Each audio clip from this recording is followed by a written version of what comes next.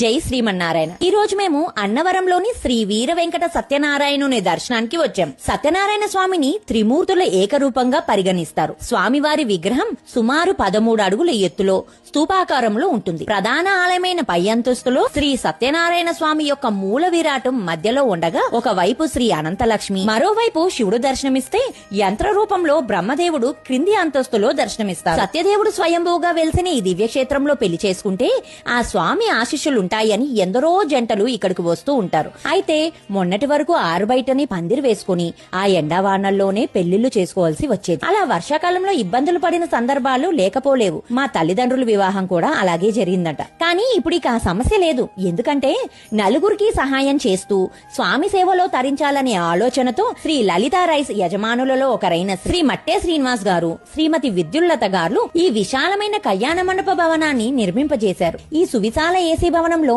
ఒకేసారి 12 జంటల కళ్యాణం జరుపుకోవడానికి ఉచితంగా ఏర్పాట్లు చేశారు. ప్రతి వేదిక వద్ద 100 నుంచి 200 మంది వరకు బంధువులు హాజరవ్వగలిగే అవకాశం ఉంది. వివాహానికి కుర్చీలు, జంకాన, పెళ్లి పీటలు, కాడి, ఇతర వివాహ సామగ్రి, వధూవరులకు 2 గదులు, బాత్రూమ్ సౌకర్యం కూడా ఏర్పాటు చేశారు. అంతేకాకుండా నూతనంగా నిర్మించిన యాత్రికుల వసతి సముదాయంలోనే ఈ కళ్యాణ మండపం నిర్మించడంతో వివాహానికి వచ్చే వారికి సౌకర్యంగా ఉండేలా చూసుకున్నారు.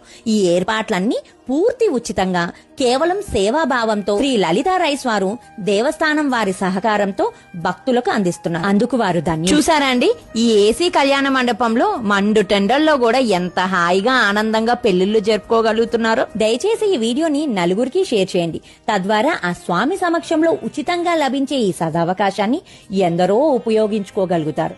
జై శ్రీమన్నారాయణ. మీ కవిత.